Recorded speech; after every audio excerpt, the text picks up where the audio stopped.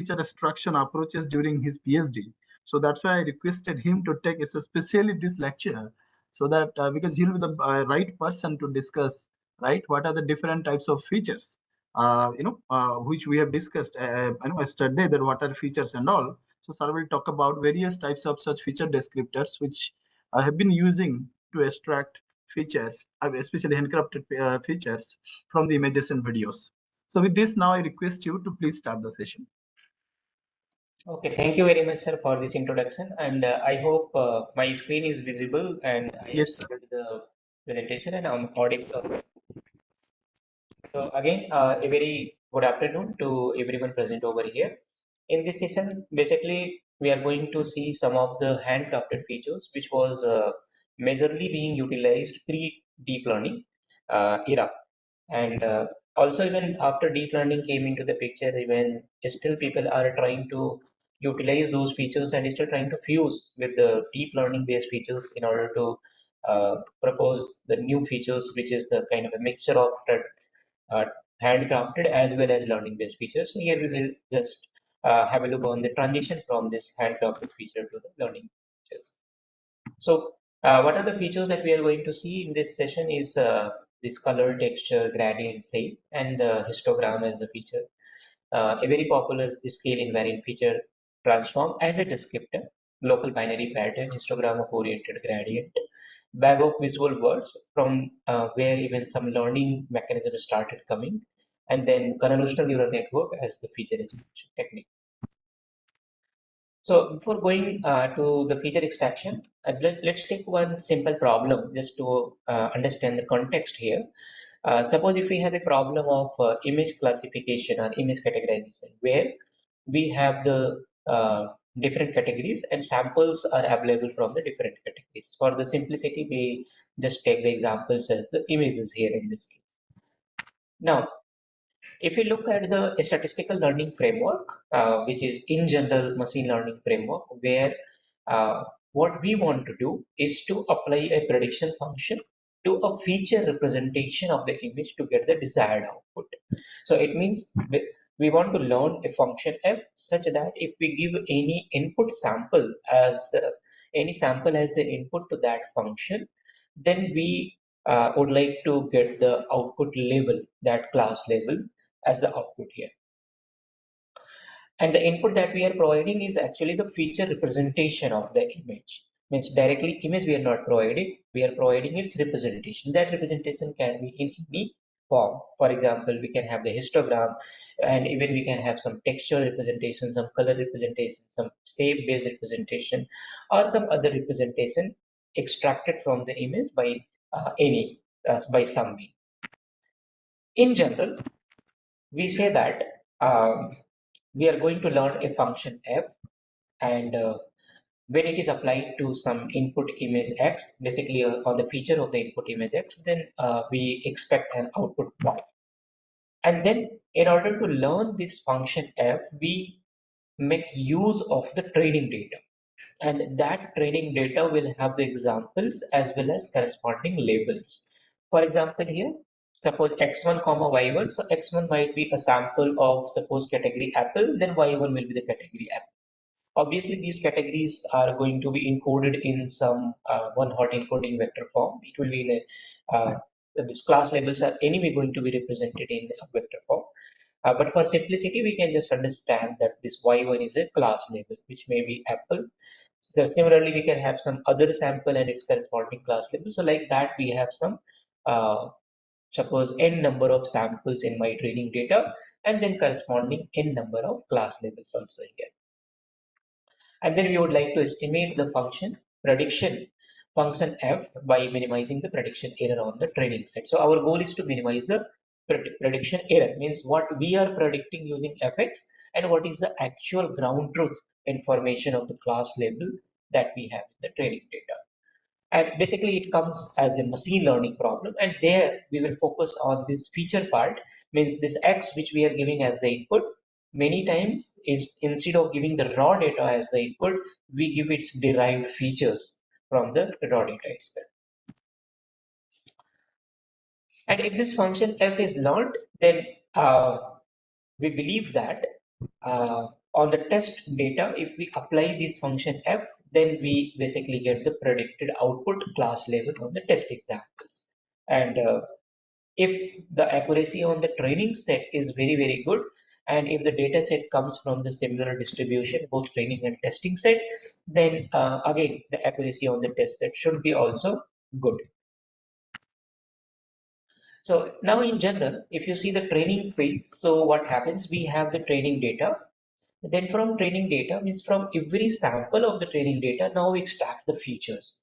What is this feature? So this feature is kind of a representation of these images in a vectorized manner.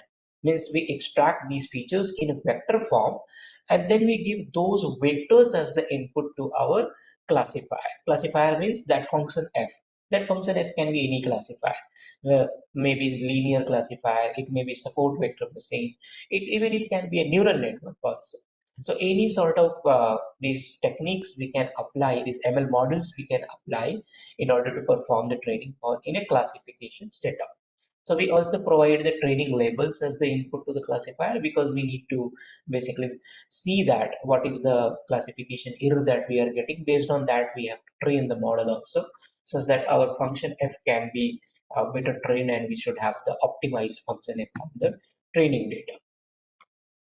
And once this training, in the training phase, we have performed the training, we have extracted the features, means we have identified which feature to extract, and using that feature extraction technique, we have extracted the feature and we have got the feature representation or the feature descriptor, which is nothing but a vectorized representation, which is given as the input to our classifier and perform the training. And once this process is done, then we can have the testing. And during testing, what happens? We can get a sample as the test case. And now again, we have to extract the same feature, same feature extraction technique we have to apply that we have applied actually during training time. So during test time also we extract the same feature and then we get the representation, vectorized representation, which we now give to the trained classifier because now classifier has been already trained. So now this trained classifier can perform the prediction and we can get the predicted class level as the output.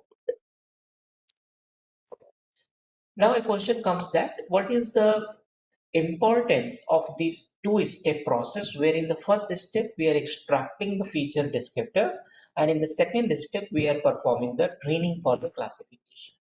So here we can see these are the samples which comes from two different persons here, and it means two different classes we can say.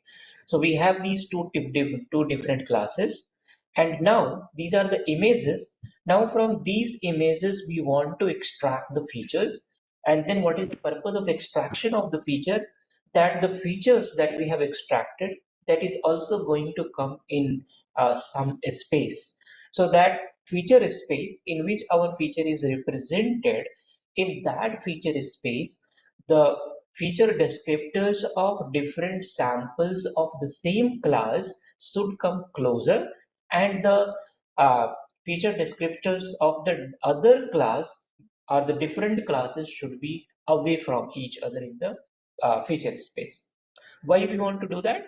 Because if we are able to achieve this particular characteristic where the descriptors of the samples of a particular class are at one side are closer to each other, but it is away from the feature descriptors of the other class, then our rest of the problem is going to become simpler. Or in other words, the data set, the raw data that we have, though that raw data is not linearly separable. Why? What is meaning of linearly separable? So even in this case, what happens in the feature space? Now we can have a linear function. We can have a linear decision boundary, which can separate the samples in the feature space of one class from another class very easily.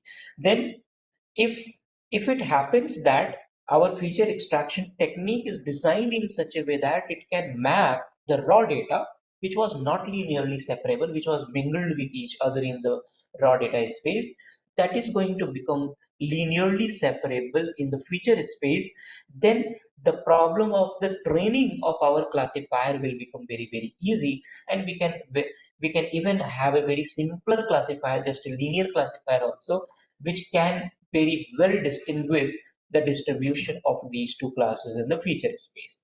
So that's what is one of the important aspect of having these feature extraction technique. So, so feature extraction technique is going to uh, represent the image in a vector form. Then obviously it's kind of a signature of the image, but at the same time that signature will follow some property such that the features descriptors of the different samples of the same class should be as close as possible, which we actually call the variability in the intra-class should be decreased, intra-class in the same class. But the variability in the inter-class means the distance between inter-class should increase. That is the distance between the samples of the different classes should increase. So that's what is the purpose of one of the important purpose of this image feature or image extraction, feature extraction technique. Okay, however, there are some challenges when we perform the feature extraction. For example, suppose here we can see the viewpoint variation. If there are samples of the same scene, but those images are taken from the different viewpoint of the camera, then what happens? Now we get the different we get the different visual information in different views. And pixel wise they are not same. Pixel wise we have different intensity values, and even from viewpoint also we get some different 3D perspective as well. Then in that scenario, if we extract the features, if we extract the descriptor from different views of the same scene, then we expect that the the feature descriptor should be very alike even if we extract them from the different views of the scene. So in spite of the differences in the visual characteristic of the sample of the same scene in different samples, we expect that their descriptor should be very similar. Even the similar aspect is also desired for the other type of challenges also, like illumination condition. Even if we have different illumination conditions of the same scene, but what we expect that a good feature extraction technique should give us the features which are very alike in spite of having all these conditions. Even a scale variation or local deformation or occlusion or intra-class variations or background clutter. In spite of having all these challenges, if the feature extraction technique that we are exploiting, if it is able to give us the feature descriptor which is very similar, then that feature extraction technique is very robust. Robust means what? In spite of having the differences in the input of same similar type of inputs, if we get very close representations, then that feature extraction technique is very robust with respect to all these challenges that we are talking here. Okay, so now in general, if you see this image descriptor or the feature extraction techniques that we are talking, they are actually going to describe what are available in the image. So what is available in the image is the visual information, visual characteristic, visual features. So somewhere these descriptors are going to exploit those visual features in order to have the representation in a vector form. So what it is going to exploit is the visual appearance, which can be in the form of like color. What is the color distribution? What is the texture distribution? What is the shape of the object inside? How the intensity values are changing in some local proximity or in some local neighborhood. All these information we can exploit in order to build this feature, image descriptor or the feature descriptor. While we are building the feature descriptor, as I have already mentioned, that a descriptor must follow some property. One property is the robustness. So what was the robustness? In spite of having the different this imaging conditions, if we have the same scene in the input, then we should get the similar image descriptor. So that is the robustness. At the same time, it should be also distinctive. What is meaning of the distinctive? If we have a different samples which is coming from the different categories, then their descriptors should be their descriptors should not be close, rather they should be far away from each other. The distance should be increased in the between the descriptors of the samples which are from the different categories. That is also another important thing, and that's where basically we were able to achieve this uh, this linear decision boundary between samples of the different classes in the feature space, because there also we were trying to do the similar thing, that the samples which belong to the same class, in spite of having the geometric and photometric changes, their descriptors should be very close to each other. But for different classes, other classes, they should be basically far away from each other. That's what is one of the important criteria. Other criteria is the compactness and low dimensional. So why low dimensional? Because if our number of values in the descriptor or the dimension of that vector is more, because at the end we are going to use that descriptor to perform a lot of operations. Suppose if someone is solving the image retrieval problem, so there we have a query image, and then we have a lot of images in my gallery. Suppose I have 1 lakh samples in my gallery, I got one query image. I extract the feature descriptor from query image, and I extract the feature descriptors from all the samples in my gallery, and then I compute the distance between these feature descriptors of the query with all the samples that we have in my gallery. Then how many number of computation we need to perform to get this distance computed. So that's where if dimensionality is increased, then it is going then we are going to pay in terms of the computational complexity, where we are going to utilize these descriptors. Then it is desired that the descriptor should be as low dimensional as possible, and also it should be compact. Compact means what? Even if our dimensionality is low or dimensionality is more, if it is not compact, it means if we have the redundancy between different feature values of that descriptor, that is not going to be good thing. So what should happen, if suppose if the dimensionality of my feature descriptor is 100, then all 100 values should represent different type of information. They should not be very dependent with each other.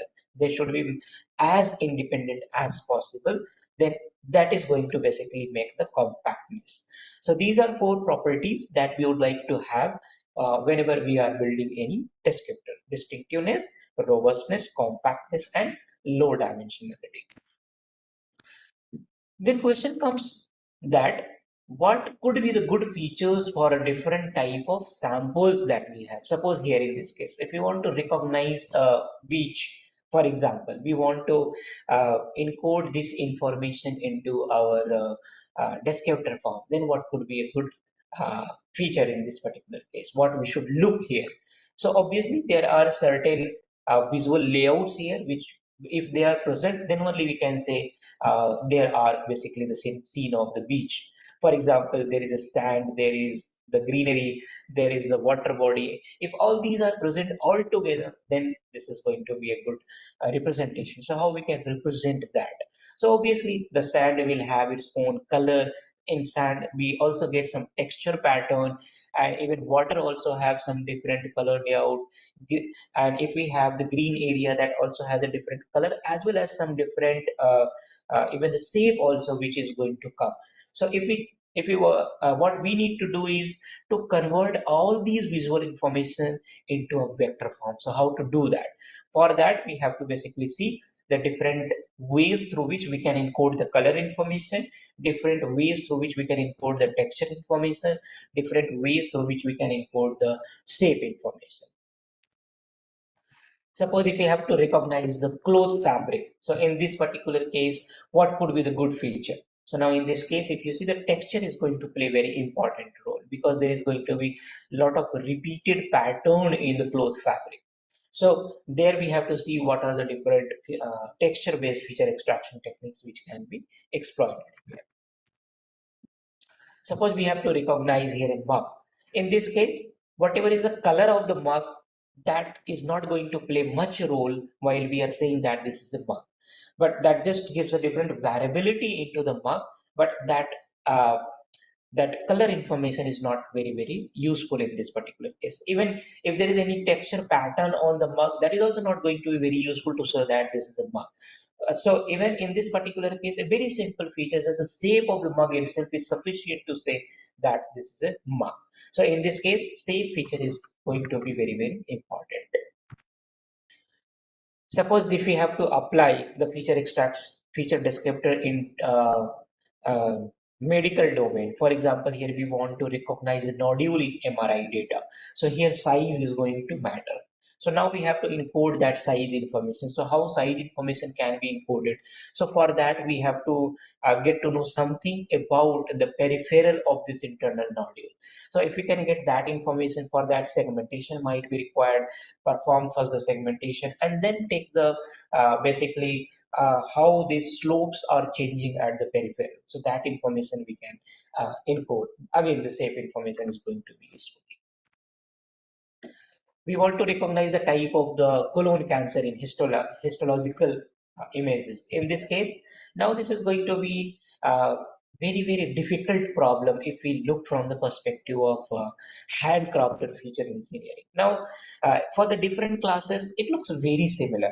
So these are the problems where if we try to solve in a manual way, so we are going to suffer a lot. And in this particular case, that's what is going to be the advantage of the new techniques of all these deep learning and convolutional neural network, where something which as a human we are not able to interpret, or the differences that we cannot figure out as a human, there this machine is going to be very, very useful. So though we can apply the different feature extraction techniques even for this problem also, and we can see up to what extent we are getting the accuracy, but if we apply even the recent methods, the recent deep learning based methods, then some minute features which are present in the image that we cannot observe through our naked eyes, but that could be observed from these different techniques, because there is not a lot of non-linear transformations that will happen in deep learning, and those non-linear transformations that we may not think of if we are designing the handcrafted features, or we are extracting the features manually. Okay. So what are the right features? That is going to be very, very important, and many times it will be very highly dependent upon what problem we are solving and for what purpose we would like to use. For example, suppose if we would like to perform the object recognition, so their shape can be one of very important aspect, important feature. So we can have the local shape info, we can use the shading, we can use the shadows, we can use the texture of the shape. All these information can be very, very useful. Suppose if you want to do the scene classification, like that was a beach scenario, and even sometimes we want to classify indoor scenario with the outdoor scenario. In such situations, geometric layout can be exploited as the features. For example, we can have the linear perspective, we can have the gradient information, we can have line segment extracted and how those line segments are behaving. All these information can be exploited and converted into a descriptor. Similarly, if we have the material properties that also can be exploited, for example, albedo, field hardness, if we want to exploit those things, that can be also, color and texture can be also exploited. Suppose someone wants to perform the action recognition, then motion is one of the important aspect. And there in computer vision, we have the optical flow and we can track the points while basically having the motion in the videos. And that can be very, very useful. And you just have seen a lot of examples in the previous session as well. Structure from motion where things were utilized by making use of the different cameras, multiple cameras. So now we have to basically get the representation of the images, which is kind of a template for intensity, gradient, and even histograms. Histogram can be of the color, histogram can be of the texture, even histogram can be of some pattern as well. Like the SIFT and LVP, they are also kind of a histogram, but they are histogram of some pattern, and that's what we are going to see. So image representation, just image histogram itself can be a representation, but that is not a very good representation. Why this is not a good representation?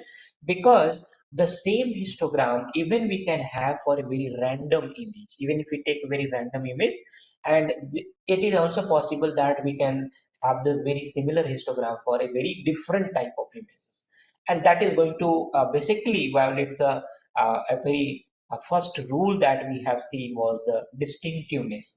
So if we have the samples coming from the different categories, then their descriptors should be very different. But in this case, this is a object. But if we get a sample which is a random, which is having the random noise, and that is not belonging to this category, but still if we can get a very similar or even exactly same histogram also. So that's when computing histogram directly on the intensity values or the color histograms, all these things are not going to be a very good features. Though we can use them as a feature descriptor, but not as a very effective one. And obviously, when we have the histograms as the feature representation, and then if we have two samples and we want to find out how much is the similarity between those two samples in their histograms, then we need to compute the distance between them. How we can compute the distance? For that, we can have different methods. And some of the technique which is very useful, especially for the histogram, is histogram intersection or chi-squared histogram matching distance. So chi-square distance is one of a very popular distance metric, especially when we deal with the histograms. And earth movers distance, where cross-bin similarity is exploited, minimal cost paid to transform one distribution into other is can be also exploited. However, chi-square is one of the very popularly used, and even it gives the better performance. So what kind of a things do we compute histogram of? We can compute the histogram of the color. We can compute the histogram of some texture pattern, and even in color also we can compute the histogram in different color spaces. Like we have RGB color space, we have this LED color space, we have HSV color space. There are different color spaces, and we can compute the histogram in different color spaces. So we also have the local descriptors, and most available descriptors is usually focusing on some visual information which is available in the image, like age and gradient information, and capture some texture pattern, capture and try to exploit the local relationship of intensity values with its local neighbors. Try to exploit the color also, which also plays a very vital role, important role. Tries to exploit the safe features, and even combination of these different type of features, combination of the color feature with texture, with gradient, with shape, all these, and with local relationship, all these can be also exploited all together as a feature fusion. So now here, majorly we are going to see two local descriptors which became very popular. One was the scale invariant feature transform, which was proposed in 2004, and other one was the local binary pattern, which was proposed in 2002. Though they have several variants, but due to the limited time of this session, we are not going to touch upon several variants of these two. But because these two are the major uh, uh, category of the local descriptors, and many other descriptors are derived, are the variations in these descriptors. So we are basically going to touch upon these two. So scale invariant feature transform, though this particular method was very popular from the perspective of key point feature extraction, where the feature was the key point were extracted from the image, but we are not basically going in that particular part. We are focusing into the description part here. So even this shift is also exploited to represent image into the descriptor form, into the feature form. So what it does, basically it take 16 cross 16 square window. We will take a square window around a detected feature. Suppose we have got any point, which is an important point, and we want to extract feature around the neighborhood of that. So what we will do in SIP, we take a 16 cross 16 square window.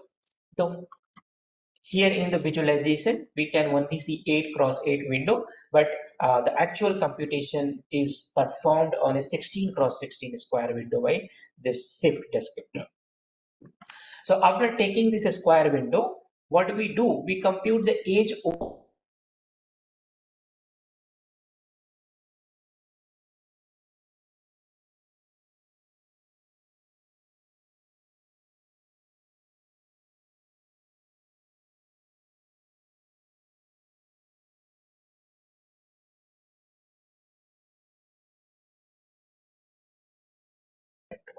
So if you want to compute the uh, I hope everything is okay. In case anyone has any question, meanwhile, you can feel free to ask.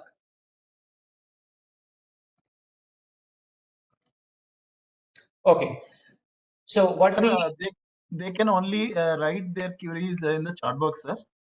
okay, They cannot fine. directly interact with you. Okay, fine, no problem. I will read it from here. Okay, so now again, let's see how we can compute the gradient itself. So for example, if you have to compute the gradient in x direction, then what we will do, suppose if the current pixel we have at x comma y, then we will take the neighboring pixel in the left direction and neighboring pixel into the right direction and take the difference of that. That's what will be the gradient in x direction. Similarly, the neighboring pixel on which is at the top and neighboring pixel at the bottom. So both if we take difference between them, that's going to be the gradient in y direction. So And kindly once we share get, your screen, sir. I think your screen is not visible. oh, sorry.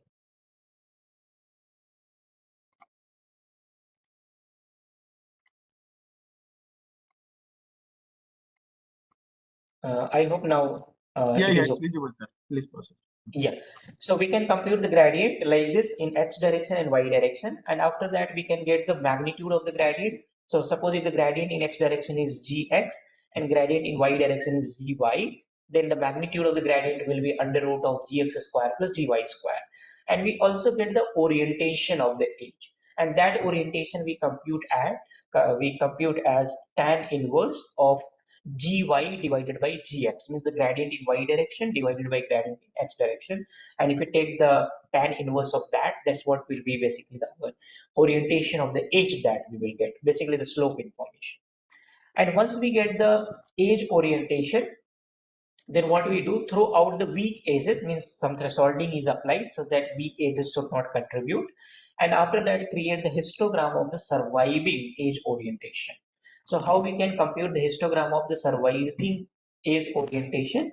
For that, what we have to do is to compute that for any given edge orientation, means for any given pixel, there is some edge orientation there. That edge orientation is going to be bent in between 0 and 180-degree. Means now we are going to have some bins here. And then we will see that that particular orientation will belong to which bin. And in that bin, we are going to add the magnitude of the gradient of that pixel. It means for every pixel in this window, we are going to have the magnitude orientation and magnitude. We are going to have the gradient orientation and gradient magnitude. And then the gradient orientation is going to be basically just bin into one of the bins here from 0 to 180-degree. Suppose, for example, if we just have the interval of 45 degrees, so 0 to 45 will come into bucket 1. Then for 45 to 90 will come into 90 to suppose 135 is going to come into bucket 3, 135 to 180 is going to come into bucket number 4. So like that, now it is our choice that how many number of buckets we want to have. And in this case here we can see 8 number of bucket has been decided. So based on that, we can have the mapping that if the edge orientation is between this and this, then that is going to be mapped to this particular bucket number. And then the corresponding magnitude, means the magnitude of the gradient of the corresponding pixel is going to be basically added in that bucket number. So what we do here, we divide the 16 cross 16 window into four cells of 4 cross 4 grid of the cells. So here we can see now this 16 cross 16 is divided into 4 cross 4 cells, grid of the cells, and these are basically the non-overlapping. In below diagram, we just do it for 2 cross 2 just for the simplicity here. So now what we do here, now we compute the orientation histogram for each cell here. So what happens, suppose if we do it for 16 cross 16, then how many number of such cells will come? In that case, 16 cells will come. 4 cross 4 cross 4, next 4 cross 4, next 4 cross 4. That goes 4 into just one row. Like that, we will have the 4 number of rows also. So 4 into 4, total 16 number of cells we are going to have if we divide the 16 cross 16 window into 4 cross 4 grid of cells. Okay, and for every grid of cell, we are going to compute the histogram of the gradient magnitude weighted histogram of the orientation. That's what is basically these 8 values that we get. These 8 values are corresponding to this one. So now we got 16 cells, and for every cell we got 8 values. What are those 8 values? They are nothing but they are simply the weighted addition of the gradient magnitude. Means they are simply the addition of the gradient magnitude for all such pixels which belong to the their orientation belong to the same bucket. So that's what we do here.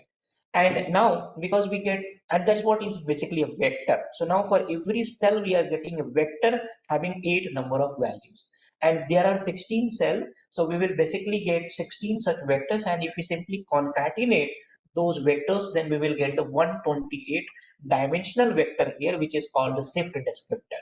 So this shift descriptor will have the 128 dimensional features. It means the number of values in that vector will be 128. So now if you see this, what this descriptor is actually encoding, it is actually encoding that uh, it is encoding how many number of pixels are there which are having the similar edge orientation. If they have the similar edge orientation, then their information is going to be clubbed. Their information is going to be clubbed into the same bin, and that too applied on a local region, and for a other local region it is going to be computed separately. Means this is computed for one cell. Now another cell which is adjacent to this cell, we repeat this process differently. It means somewhere we are also going to get the local information coming into the description. So the local information, and local along with the local information, what we, how many number of, means this kind of a statistics of the number of pixels which are following in terms of its age orientation. If they're following the similar pattern, then their gradient magnitude would be clubbed, will be simply added, and that's what will become the value of that particular bin. Okay.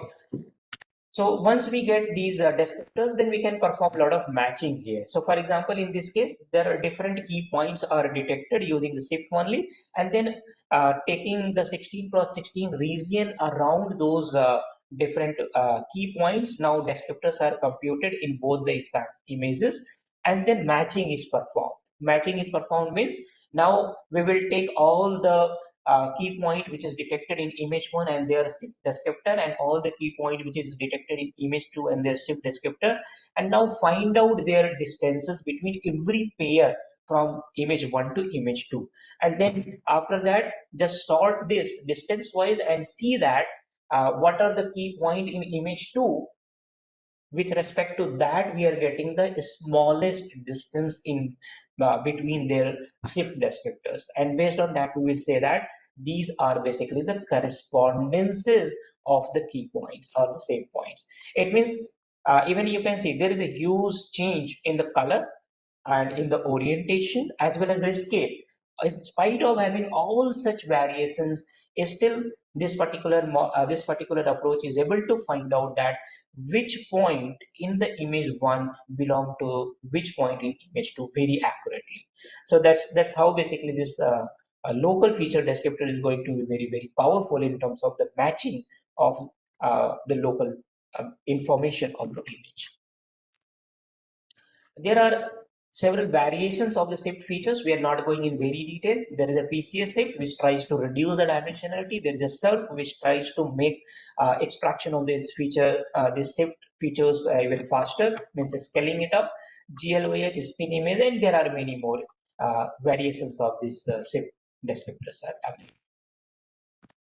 Now moving forward, there is another type of descriptors. Usually these shift type of descriptors are usually applied by first detecting what the important key points and then extracting these features around those detected points. However, if we talk about the local binary pattern, so this type of descriptor is usually computed directly on the images without extracting any key points. Means it simply it considers every point, every pixel of the image itself as the key point, and then extract the features on that, and then after that take the histogram.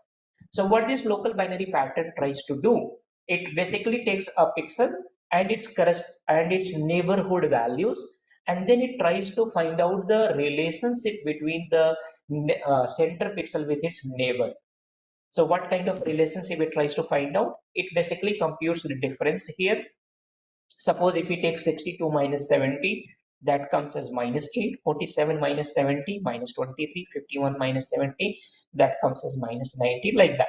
And once we get this difference, then that is going to be coded, this difference value is going to be coded in a binary form, where if the difference value is negative, then it will be coded as 0. If it is non-negative, then it will be coded as 1.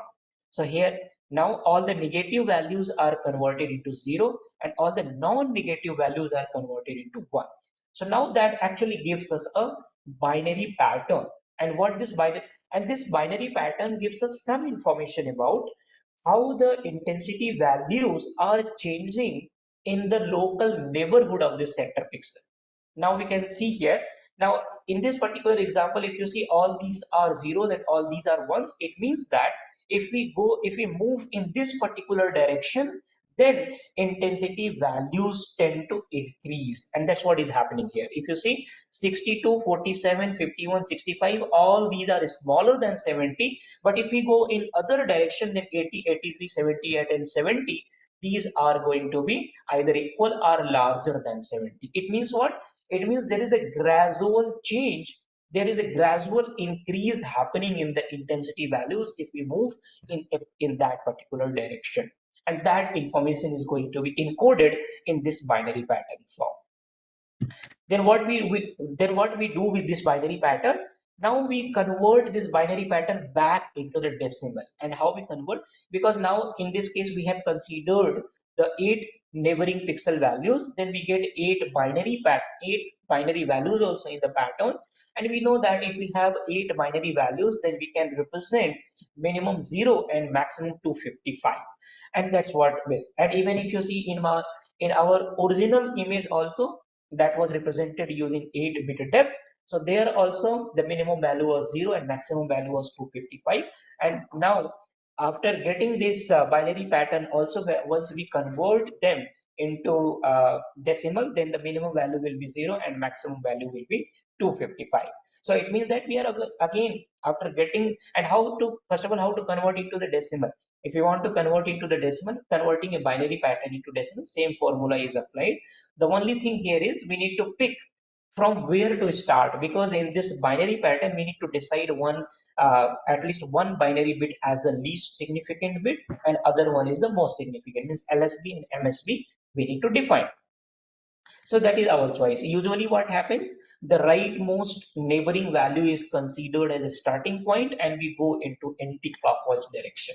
So it means this is going to be or in the clockwise direction, whatever is defined by us. In this case, it is defined into the clockwise direction. So in this case, this is 1, then 1, 1, 1. These 4 ones are there. After that, 0, 0, 0, 0. It means this rightmost one is considered as basically the LSB here. That's why this is multiplied with 2 to the power 0. And this 0 is considered as the MSB, most significant bit. That's why this is multiplied with 2 to the power 7, which is 128. So basically, this is simply converting this binary pattern into the decimal. And once we get the decimal, and because we are going to get this value for every pixel of the image, then actually we are going to get a new image itself. And because the range of the values in that new image is also between 0 and 255, then we can also visualize that what sort of information we are getting there, and even we can compute the histogram of that. And that's what actually we need to do here. So now in local binary pattern, what we have done, basically we have first we have computed a binary pattern either in 1 or 0, and then we have multiplied with a weight that depends upon what is the position of that neighbor. And after that we get a decimal value as the output, which is basically the LBP map. What is the advantage of using local binary patterns? So what happens? This local binary patterns provides us the robustness in the feature descriptor. And here we can see one example. So suppose even if we have the faces, and in that faces, if we have some age, even very similar age is present in person one also and person two also. But what is the difference? In person one, that age is very prominent, that age is very dark, and in the second one, that age is very light. But what will happen? And if it is darker, then we can see these are the intensity values which are much closer to the zero as compared to 255. And if it is lighter, now we can see the intensity values are a little bit larger here in this case, in the second case. In the first case, it is lower. In the second case, it is larger. But if we compute the binary pattern of the local binary pattern, then what we found that both local binary pattern map is going to be exactly same. It means that in the original raw image, though they had the different intensity values of the local neighborhood, but when we are computing their local binary pattern, then in local binary pattern they are going to get exactly same value. Now after that, what will happen? If we are going to compute the histogram of the local binary pattern image, means the decimal that we have got after applying local binary pattern, so there both the scenarios are going to be considered as the equal scenario. It means either it is a strong age or weak age, irrespective of that. If they have the similar the trend of local this relationship of the intensity values, then they are going to be treated equally.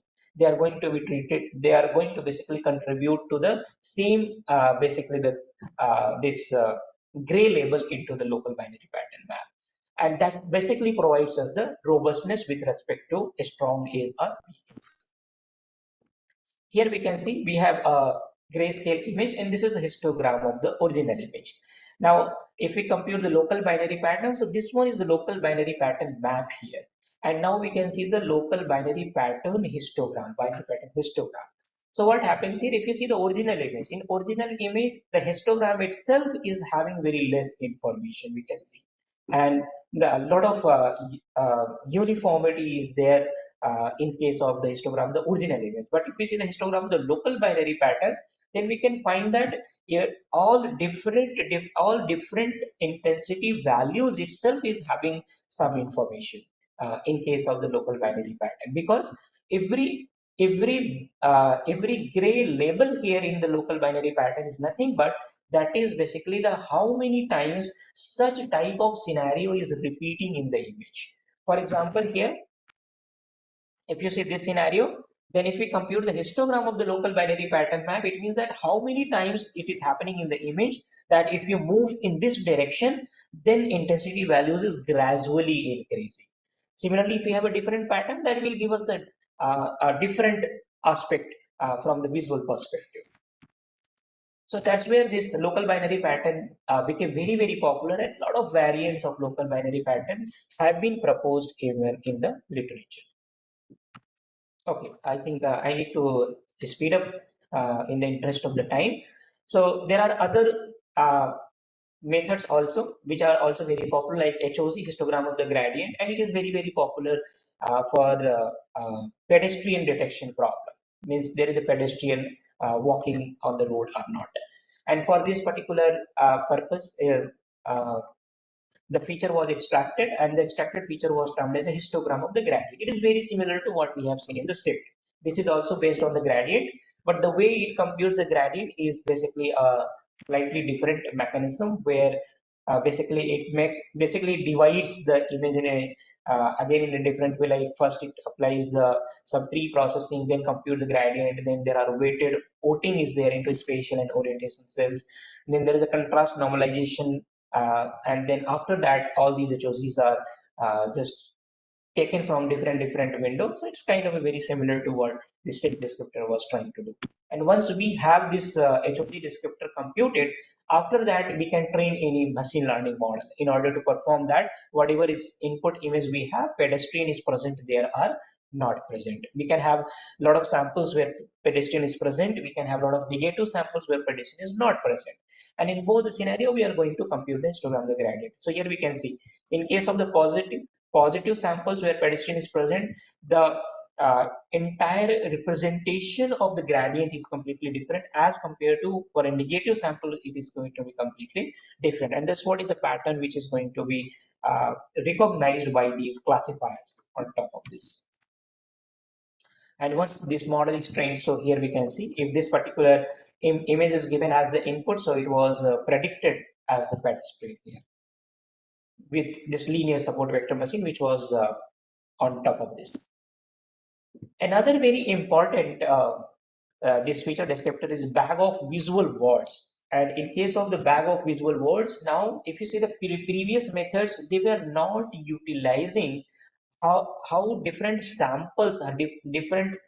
Suppose in data set, if I have 1 lakh samples, then what are the common things in that 1 lakh samples? That was not exploited by the previous method. They were just defined without looking into what is there in the data set. But in this bag of visual words, there is some intelligence that comes into the picture where the descriptor will be computed, but it will also exploit that majority what are the visual characteristics which are present in the entire data set, and histogram of those visual words will be computed. So how basically it works, this is also having the analogy to the bag of word model which was proposed for the document matching. So in this case, what happens here, we extract the local features, and then using the local features we learn a visual vocabulary using that basically k-mean clustering is exploited for that. And after that we quantize the local features using visual vocabulary and then represent the images by the frequencies of those visual words. So okay, so first of all thing what we do, we take different samples and then we extract some this patches here, and those the patches, like even using SIP descriptor itself, SIP feature extraction, we can compute such type of patches, or any affine transformation in variant feature extraction technique we can exploit it here to get these patches. Now once we get these patches, then what we do next, we basically take all these patches and just do the normalization such that we can just have these patches represented in the same size. And after that, not just from only one image, that all these patches we extract from all the samples of my training data. And then after that, all these samples are means all these extracted patches are going to be represented in a vector form. How to represent in a vector form? For that we can make use of even some existing feature extraction technique, or even we can simply just consider the intensity values here, just stretch this patch into vector form, and that's what we can use. So now what happens? Now suppose we have some samples of the cat, some samples of the dog, some samples of the sheep. There are some samples of the suppose humans, some samples of the animals. So there are different samples. Then from all these samples, there are something which are very common among the samples of a particular category. Those visual parts, those visual patches will get extracted, and then based on that, we will basically get a different clusters here. So the next task is to apply the k-mean clustering here, and after applying the k-mean clustering, now we can have the different means all these different patches will get basically clustered based on their similarity. So now some intelligence is basically being utilized here, that what are the common things in the training data set that is going to be exploited here. So some learning is going to come in. This is unsupervised learning. That is done, then after that we will basically just get the representation of that as a visual vocabulary of all these clusters. And then once we have this visual vocabulary, then now we are, any image is given, we try to find out that what is the histogram of this visual vocabulary in that image, input image that we have. So for example here, now let's take this example where we have a lot of cars. Now after extracting the interesting patches from all the cars, we have got all these are set of patches here. Now all these set of patches, we apply the k-means clustering on top of that. Then all these samples are going to be clustered. After clustering, now you can see all these patches which are having very similar visual appearance will go into a one cluster. For example, here, if you see, this one will go in one cluster, this one will go in one cluster. And once we get all these samples which are in the same cluster, then we get the representation of that. That representation we can compute, like taking the average of the values, or taking but even some other means also we can apply to just get the representation of all the patches in a particular cluster. And those representations are actually called the visual words. Those are visual words. And now we want to compute the histogram of these visual words in any given image. For example, here suppose if we have got three images, then obviously suppose if this these are the patches corresponding to an image which was having the face, then obviously the visual words which are corresponding to the face will get the higher value, and other visual words which are not corresponding to the face will get the lower value. Similarly, suppose there is a bicycle, then obviously there would have been bicycle, a lot of bicycles in the training data also. Then in that case, we basically would have extracted some of the visual patches which was belonging to the different parts of the bicycle. Then corresponding to those visual patches, those visual words, we will get the higher value here for this image as compared to other visual words. So what will happen here now? We have different categories of the samples, and for different categories of the samples there will be some of the visual patches which are very prominent, very much repeating in different samples, and such type of patches are going to become the visual words. Then obviously if a new image comes and we want to extract the features, means how many times these visual words are extracting, then obviously all those visual words which are corresponding to the same category of the images, they are going to become more prominent, and with respect to that we are going to get higher values, and for others we are going to get a smaller value. That's how we are going to get this descriptor, which are going to be biased, which are going to be more inclined towards all the visual words which is learned from the same set, similar basically category of the samples. So then we can have to perform the matching also. Based on that we can say how what is the similarity and dissimilarity between different samples. So object classification with bag of words. Here we can see some of the results which was published in 2004 on Caltech 101 dataset, which was very famous dataset at that particular time. And here we can see the accuracy that we have got here. Means face frontal is classified as face frontal 94%, 96.3%. So if you see this diagonal one, that basically gives us the information that what is the percentage accuracy for a particular class and which is getting classified in the same class. So that was a very good performance gain at that particular point of time.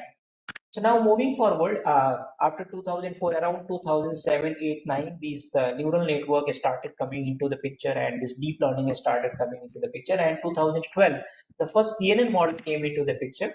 So here we can see this machine learning, and machine learning was anyway being utilized even with the traditional methods itself that we have but after that, when this deep learning came into the picture, somewhere around this 2008, 9, 10 and all, then this deep learning, then first of all, what is this deep learning? So this deep learning, we can think of a specialized version of the machine learning, or a subset of the machine learning, where we have basically the deep neural network or deep convolutional neural network to learn the features automatically from the data, that which feature is important. So the deep learning is a class of machine learning algorithm use a cascade of multiple layers. We have different layers, and all these different layers tend to learn the features at different level of abstractness. That is another important thing here. Limitations. And why deep learning? First of all, because there is a limitation of the traditional machine learning algorithms as well. For example, which features we are using, that we are manually deciding, and there could be many complex tasks where as a human being we cannot figure out that what could be the right feature to extract, which can be very, very important. So that's why this deep learning is basically useful, because here the model will be trained, and through the training itself it will figure out that which feature is important to be extracted. So though there is an artificial neural network, but if we talk about images, then convolutional neural network, which first time came in 2012 recently, though it was long back proposed in 1998 itself, but after that there was no much success, and then recently when in 2012 AlexNet model came, after that it became very, very popular. So now you can see here in any convolutional neural network we have different layers, and through the different layers what happens, now this image is actually getting transformed into the feature space in the layered wise manner, and then ultimately finally it is going to be represented into a vector form which is given as the input to the final classifier. And in this particular phenomena, there is a lot of non-linear layers which are sitting here. There are a lot of parameters are sitting here. Through those parameters, actually we are making the projections, and then we are making the non-linear projections. So by doing so, we can basically get a very complex projections where even a very complex data can be projected into the feature space where it can become easier in terms of its linear separability. So that's what is the advantage of convolutional neural network.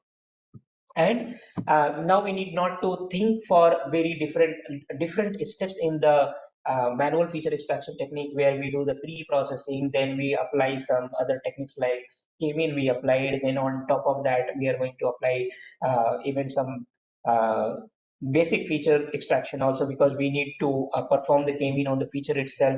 So all these pipeline which involves multiple these steps can be simply just clubbed into a single step, just CNN representation, where we have different layers. We just give input image as the input, and we simply get the basically the class labels as the output. And even if we already have any trained convolutional neural network, we can also make use of that just by throwing away the last fully connected layer. Whatever we get as the final feature, we can just use that feature to perform even different tasks. This is called a CNN off the set, where we are not going to train it, but rather it is already trained on some bigger data set. Simply let's use that and just give input as an image. Whatever final feature, whatever final output is there of that CNN, let's treat that as the feature descriptor.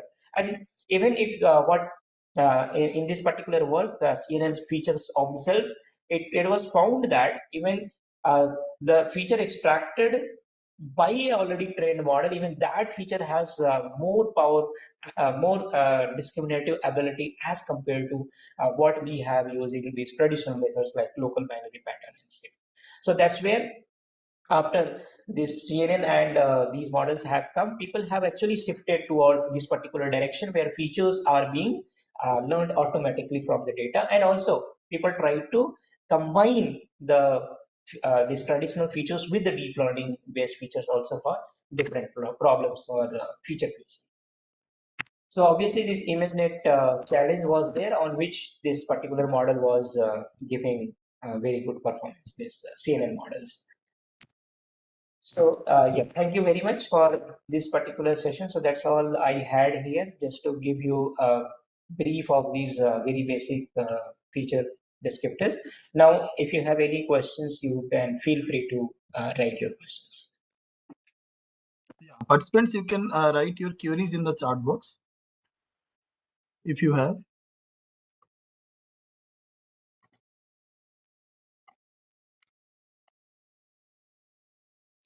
Okay, so even if anyone doesn't have any question, that's not a problem. Even later on, if you get, Maybe then they you are can typing, ask. sir. Maybe they are typing, sir. You can wait for 1 minute. Yeah. There is one question typed here by Dr. Vinod Kumar Chauhan. For huge and complex dataset image processing in between classical machine and deep learning and quantum machine learning, which one will be better?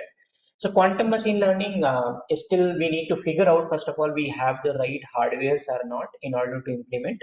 Otherwise, if we have a very complex data set and huge data set, then we should nowadays go for the deep learning based methods, because there uh, it will be very difficult in a traditional way to figure out that which feature is going to be very good, or what type of feature is important.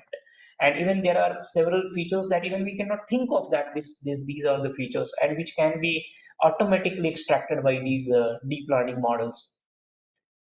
Is Okay, so another question by Dr. Pooja is, it's so for large data set we cannot use ML techniques. Why not useful? We can use the ML techniques. We can use ML techniques, but our accuracy might be lower. Uh, for example, if you see one diagram where I showed this ImageNet. So there, when this first CNN model came in 2012 on that ImageNet dataset, then error rate was 16%. But before that, without deep learning models, by using only the ML techniques and manual feature extraction, that error rate was somewhere around 26%. So there was a 10% improvement in the error rate by making use of the deep learning model as compared to the traditional methods. We can use it, but its performance might be much lower as compared to the deep learning model for the large scale data set.